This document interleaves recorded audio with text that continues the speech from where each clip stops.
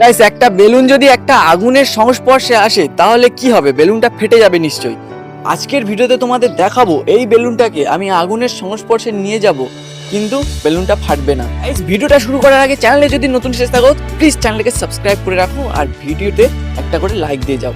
তো গাইস চলো ভিডিওটা শুরু করা।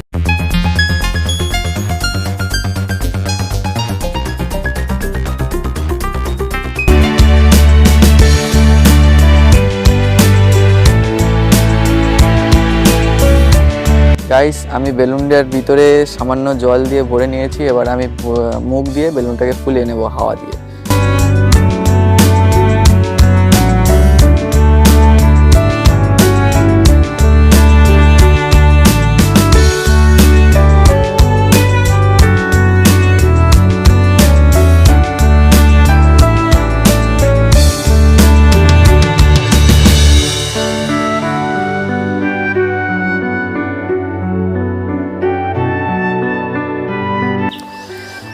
প্রচণ্ড হাওয়ার কারণে আগুনটা বারবার লিভে যাচ্ছে।